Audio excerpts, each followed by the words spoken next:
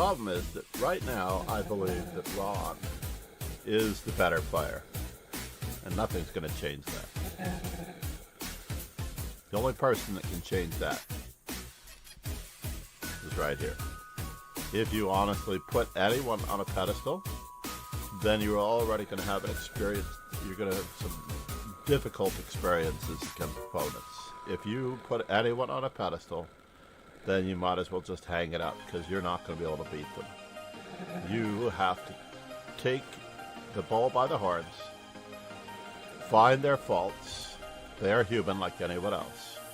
And that's all you have to do, is raise yourself up.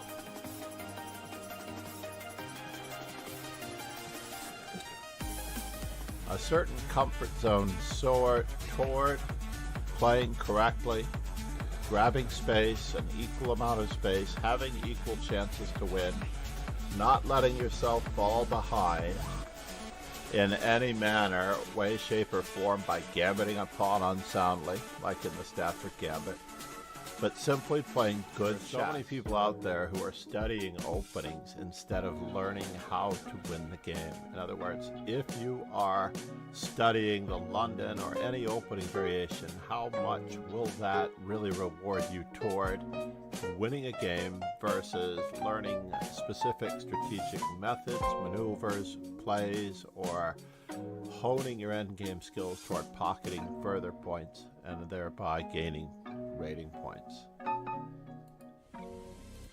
I cannot recommend Chess Informant publications highly enough. Despite the nature of the modern era with computing and ChessBase, you can actually receive a digital copy along with your subscription to Chess Informant and receive the benefit of all worlds. And of course, if you invest in other Chess Informant products, such as the 1000 Best of the Best, you'll be able to pick apart the annotations of the 1960s and improve your chess in that manner. I couldn't just play what I wanted. Good morning, good afternoon, good evening, grasshoppers. Yes, we have an interesting conundrum here, as I discovered as I was checking out a book that MD Night Zero had willed to the dojo some time back. And it's quite a very cool book. I felt it was worthy of promoting, only because it enlightened me. At first, I thought that the first game in the book had a typo in it. Now, this book, as it says, is Bobby Fischer Explained and some stories. Now, it is 360 plus pages long. It only analyzes about 60 games from Fischer's life in chronological order all the way through to 1992. It has the usual index of games, the usual index of openings, except I like the fact that it's opening indexes by ECO, Encyclopedia Chess Opening Order Code. It has a list of the tournaments he played, and also remarkable insights into Fischer as a person, perhaps gleaned by the author, as it seems, from a variety of sources, interviews, and whatnot. Now, the games are quite lovely, and each game has a number of questions and exercises in it.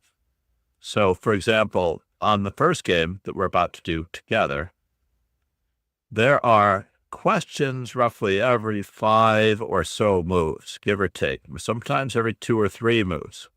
For example, how did Fischer continue? You might pause on that one. Which move is now one of the keys to the combination? Why such a cautious move? Was it really necessary?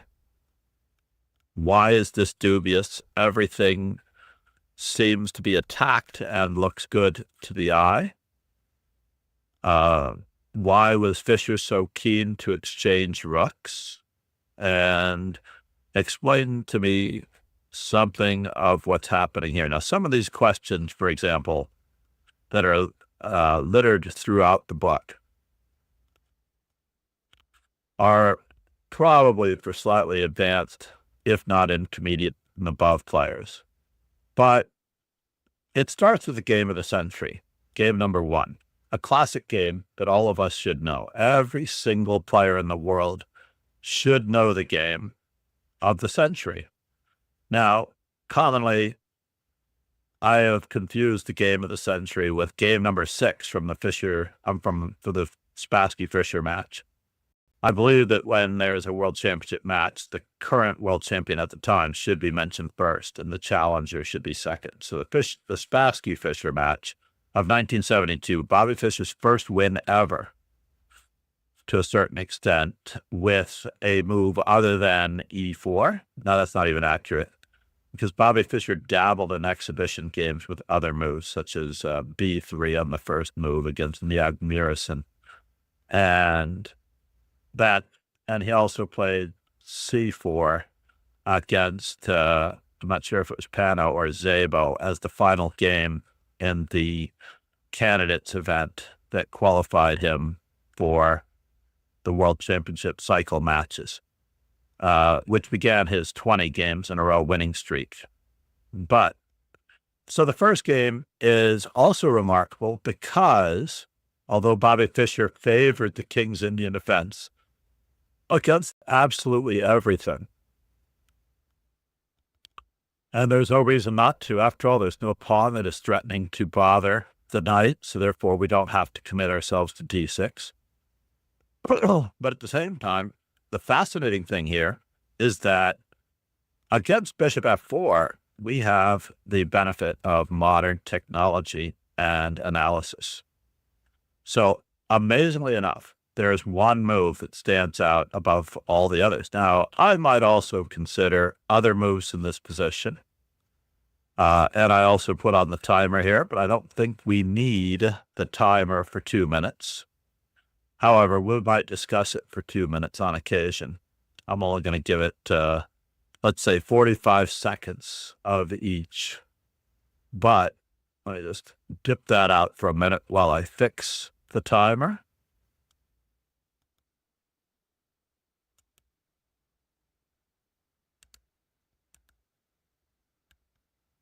And that way,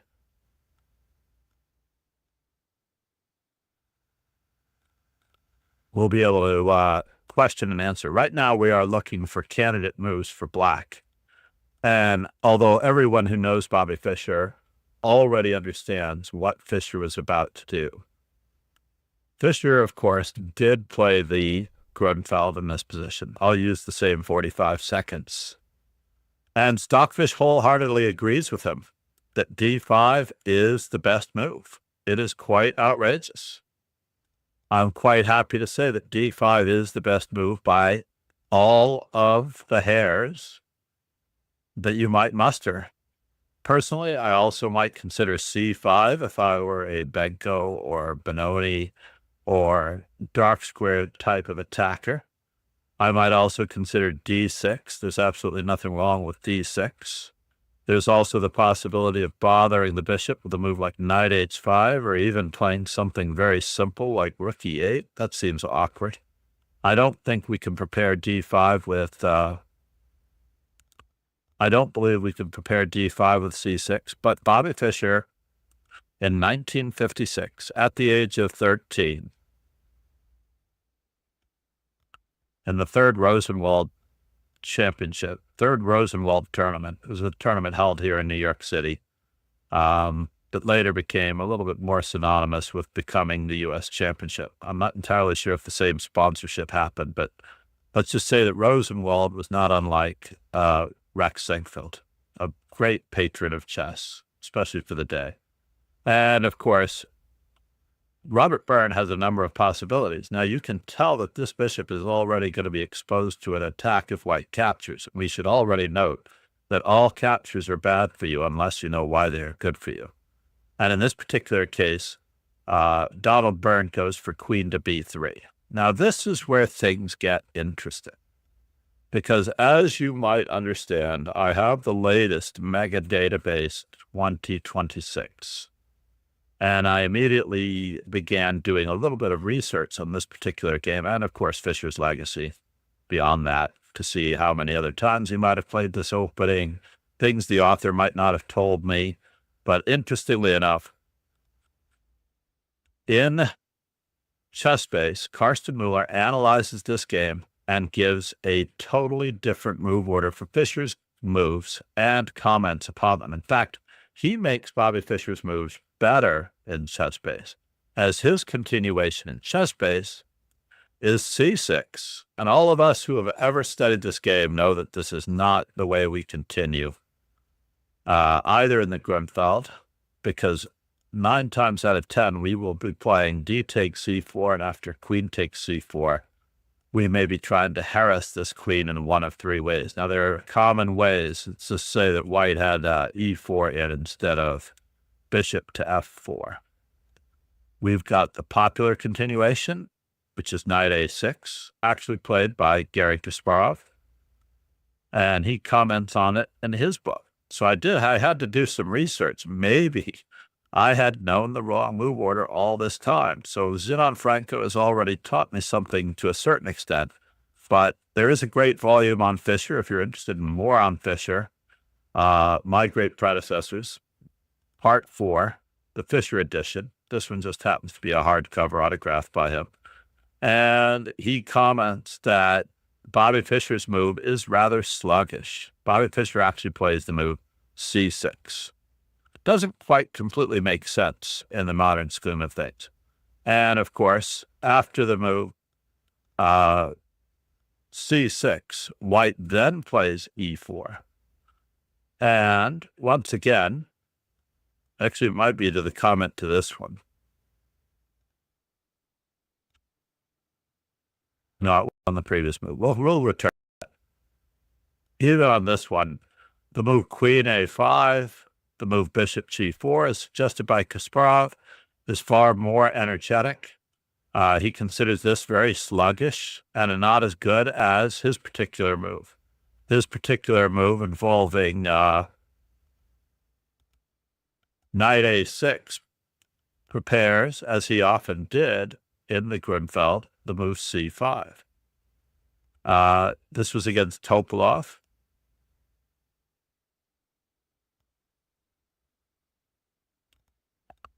And that game continued with E4, C5, D takes C5, bishop E6.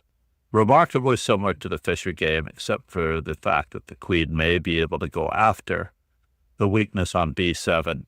And there is no actual danger here, because after the move bishop to D7, queen takes B7, knight takes C5, black has so much more activity than white ever really wished for him. Going back to queen to C4, although knight A6 is perfectly, amazingly enough, active, Stockfish actually agrees with Fischer.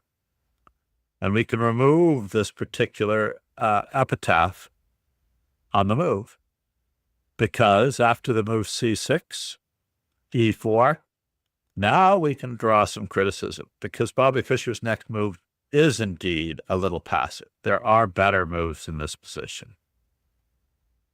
Kasparov's move bishop to G4, perhaps not being as good as queen A5.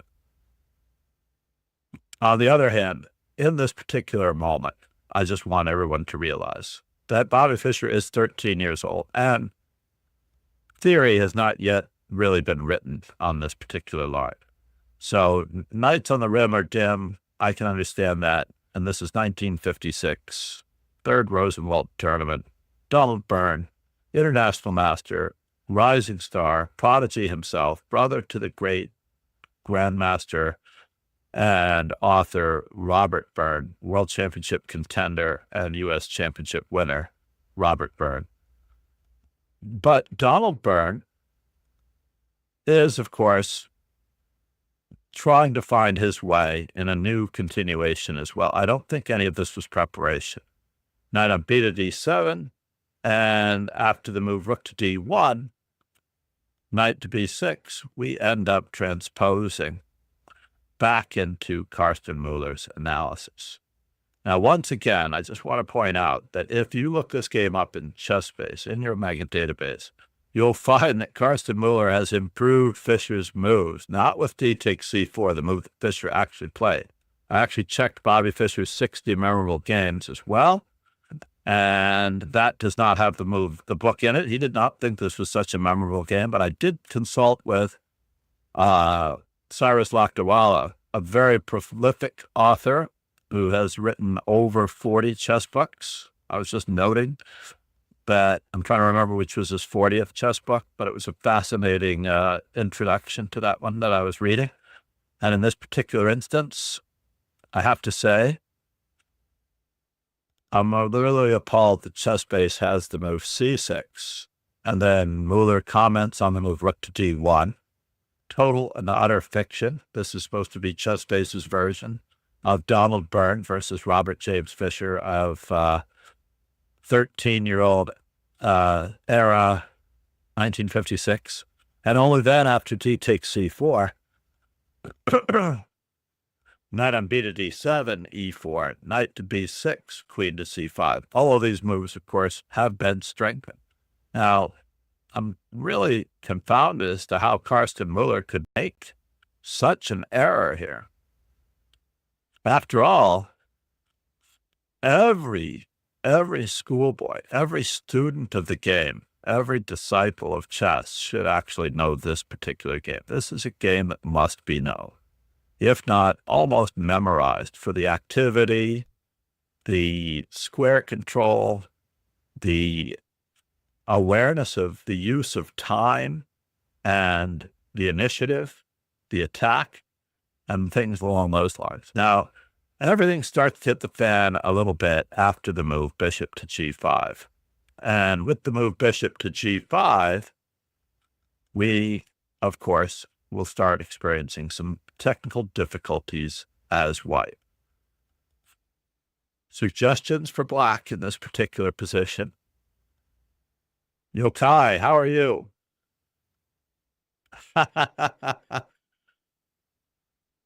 It is one of his most famous games, Yokai. I am curious as to why I'm not hearing the kick text-to-speech. That much is true. Let me just make sure that kick is connected. Right? Isn't that funny that I didn't hear it? But needless to say, we are streaming on Kick, YouTube. This will be in a playlist on YouTube under both book reviews and, of course, Fischer's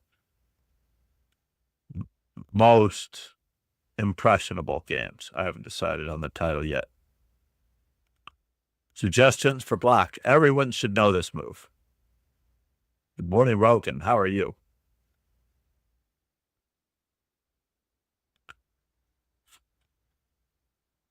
Now, this move does attempt, by all means, to blow the socks off of white.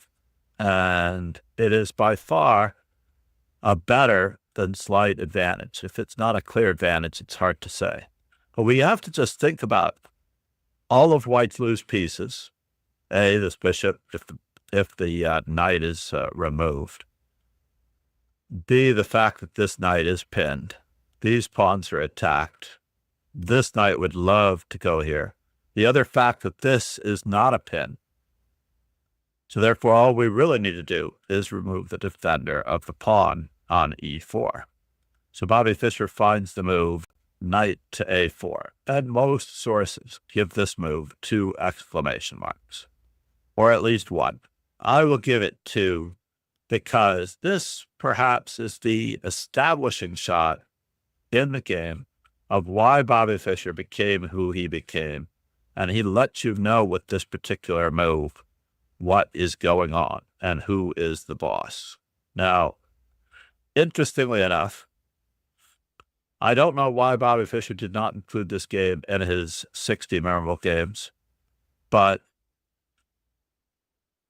it is a very memorable game for almost everyone else. Now, you'll notice that if the knight is captured, then black gets to bother not only the bishop on g5, but the queen And of course, there is a diagonal leading to a certain amount of danger upon the king. This queen cannot take on e7, queen a5 check, and whether or not the bishop tries to block, or if a pawn blocks, queen takes a4. And this queen cannot take the knight, because even further travesties ensue along the open e-file, not to mention the fact that the queen is coming across in this particular instance once we remove the defender of the king and the center with bishop takes f3. There's so many things going on here. I can't even begin to list them. In any event, I'm going to reduce this now to one exclam, as Donald Byrne does have the opportunity to ignore it. Now, most of these are very normal Grünfeld moves for white. Queen to c5 usually results in a different type of retreat, but perhaps this particular retreat because he wants to keep pressure on the e7 pawn. And now Bobby Fischer follows up with knight to c3. Whoops, didn't mean to do that. And after the move, b takes c3, knight takes e4. You can already see that the king is still in the center. There is an implied sense of danger all around, and this pawn is attacked twice. And Donald Byrne grabs it. There's a big difference between Robert Byrne, the Grandmaster, later author, World Championship challenger, and U.S. champion, and his brother, who is also a prodigy, Donald Byrne. Now, I can imagine that Donald Byrne was blowing smoke in Bobby's face, and the smell of, let's just say, an old log cabin type atmosphere where the old wallpaper is in place. But for the most part, now Bobby Fischer has a few different moves here. We probably should take a moment to look for them. I'm just going to give everyone a chance. Because of the knight a4 blunder. Later on, or the one that turned out to be pretty profound. No, we're exchanging material for time and space. That is really what it's all about. And this game is worthy of studying again and again and on your own, which is why I highly recommend this book, Bobby Fischer Explained and Other Stories. The quality of the paper is good. It has a nice feel. The questions during every move, it's a good algebraic. There's plenty of white space, and it's quite lovely. Bobby Fischer Explained and Some Stories. Now, this is a self-published book by Zenon Franco, so he is going to get full benefit out of it. Well, I don't know that he could actually play the move queen takes e7 either. In fact, he should be getting his king out of the center. Interestingly enough, rook e8 is not the best move either. Obviously, we all know what Bobby Fischer played, and Bobby Fischer did not play the best move. But in this particular instance, the knight is attacking the bishop. The bishop does have to be dealt with. So either bishop to e3 or bishop to f4 would have been ideal, considering the dire circumstance that Black's onslaught toward the white king is about to bring. Therefore, taking care of this particular business is somewhat important. We wouldn't have a chance. If we tried to play bishop e2, bishop takes f3, wins material, or comes very close to winning material. As it turns out in the game, after bishop to e7, Black should have played the move queen to d5. Now, we would not have the novelty nor the attack that we have today because, of course, the queen could be bothered. And the rook can also be captured, but will return the favor with a counterattack upon the queen. And with the rook on a8 coming into the game, all of Black's pieces will be in play. The rook on a1 will not be on the board. The bishop on e2 is barely getting into the game if he's lucky to perform any task other than a defensive one. And as it turns out, even if it had played the move c4, then we also just continued to load up on the opponent's kings. And he doesn't have any time for d5 as Moves such as bishop to e3 are still in the works, right? Let's just take a quick peek. There's no time for d5. Not that that does anything. But certainly c takes d5, c takes d5. Should white try to play for something like this, allows the queen to shift toward mate and one. Yeah, there we go. It's all very clear now. Yeah, queen to d5 was ideally the best move. Rook to e8.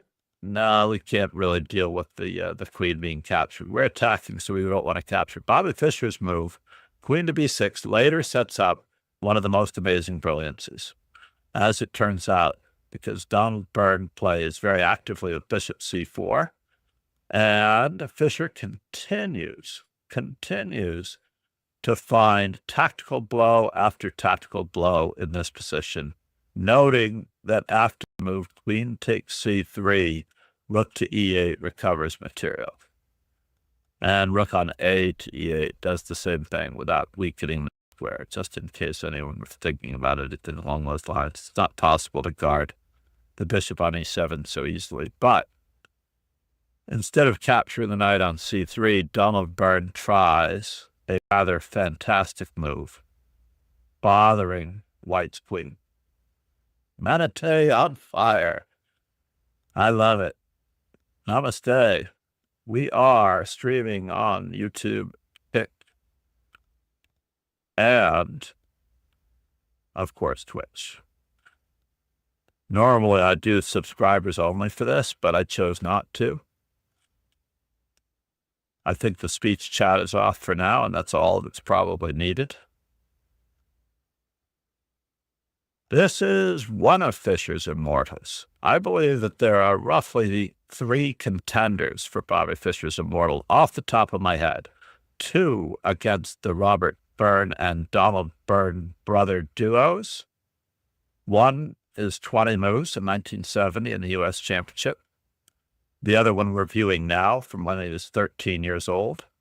And finally, we also have the Boris Spassky Game 6. Now, interestingly enough, this is primarily to review the book Bobby Fischer Explained in Other Stories by Zenon Franco. He does get an in-between move in. Note that when the queen is attacked, counterattack is the order of the day. And when the king moves out of danger, Bobby Fischer notes that the white squares are incredibly weak. Now, one thing we really do have to make sure that we learn is that the value of the attack depends not just upon the attacks that we make upon pieces, but also the attacks that we make upon squares, weaker squares, color complexes, and of course, especially those that are around our opponent's king or that lead to our opponent's king. So you can already see that this bishop is the key winner. We'll have everybody suggest a move. Everyone should remember this move. I did want to do a study stream earlier in the day. In fact, I'd planned on 2 other particular study streams because this was the day to do them. But Anna Maya was doing a study stream at the time. And I thought that was more than enough study streams for one particular day. Anna Maya was doing Thinking Inside the Box, an amazing book by Jakob Aagaard in his Grandmaster Preparation series, all of which should be recommended. Black to move. And you should be thinking faster than this, irony of ironies. One should note that when I'm asking for moves, you should throw out 3 moves. These are moves that off the top of your head would be considered candidate moves. They are not the best move. By scooping up all of the candidate moves in a position, you can then sift and sort and clean and polish each of those moves with a bit of analysis and intuition. And only then do you decide which of those moves is the best move. Yes. So between the moves of counterattacking white's queen with our knight, or capturing on f3 to attack yet another rook, or moving our queen away rather passively,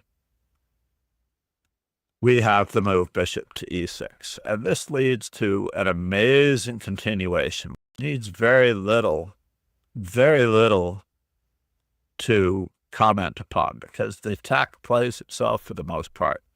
First things first, after bishop takes c4, king to g1, knight to e2 check sets up another discovery, by which we remove the central anchor that white has for any of his pieces, and also the only obstacle for the bishop on g7, the only obstacle for that bishop. So for the most part, after knight to d4, then he's not afraid to repeat the position, and then he's going to bring the knight back to a square where he is able to, for the first time, consider capturing the rook on d1. But of course, we don't need to do that because there are greater fish to fry. We can play the move a takes b6. I have to move an exclam because it's an in-between move, a Zhuaishen's hook that attacks the queen. Now that the queen needs to be defended, when the queen attempts a counterattack that might normally be defended by a pawn, we have an amazing rook lift up and through, guarding the bishop with the help of the rook. The queen needs to find another home, so he chooses to grab material.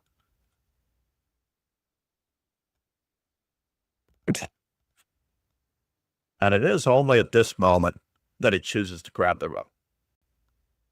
And in lieu of any further danger, Byrne chooses to try to find a way to extract his rook on h1. After all, he might be up material by a hair with a queen and a knight, the only pieces active, but black has 3 minor pieces and 2 rooks, which is vastly outnumbering white's forces.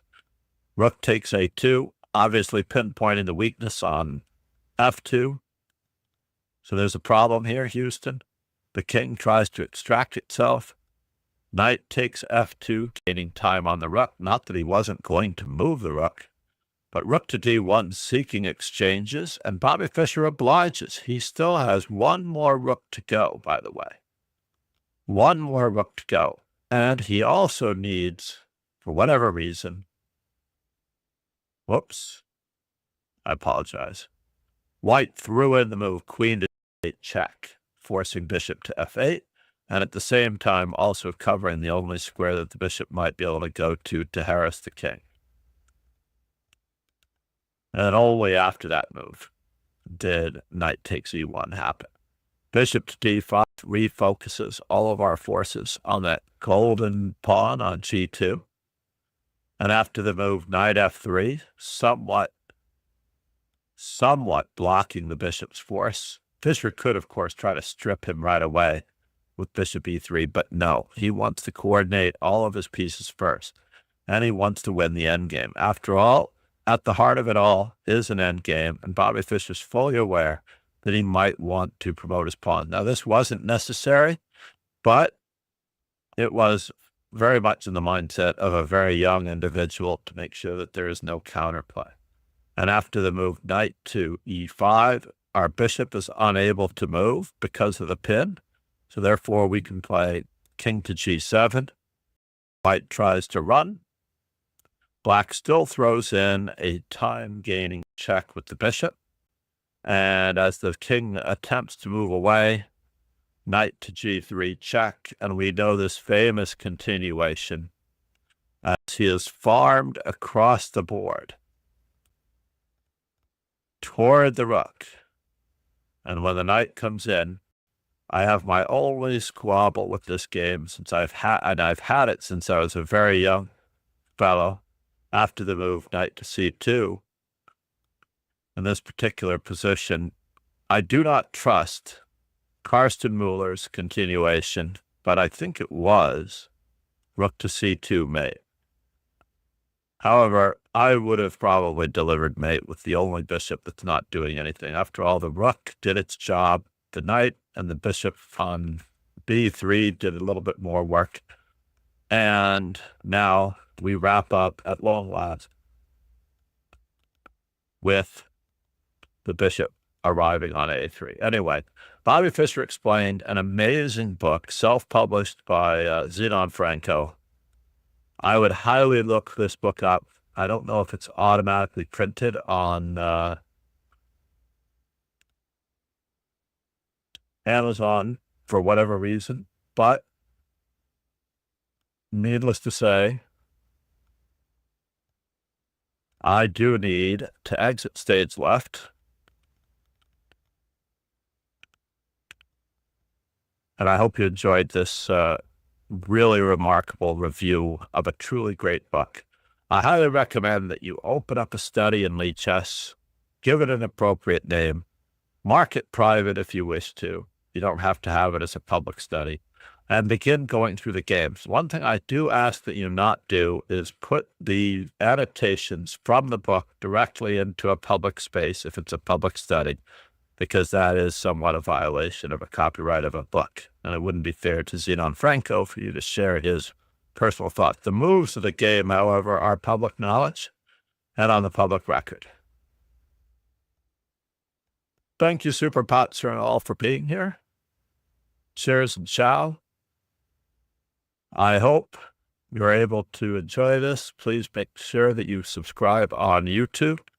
Check out the amazing publication Chess Informant, and or find me on all of my socials. You may be able to support this channel and others by subscribing on YouTube. You don't have to hit the bell for the notifications. I know truly how annoying that is. I'm a little overdue for a lesson at a quarter of the hour. I hope you'll forgive me. Cheers and ciao, everyone. Thank you all for being here. Let's roll those ending credits briefly.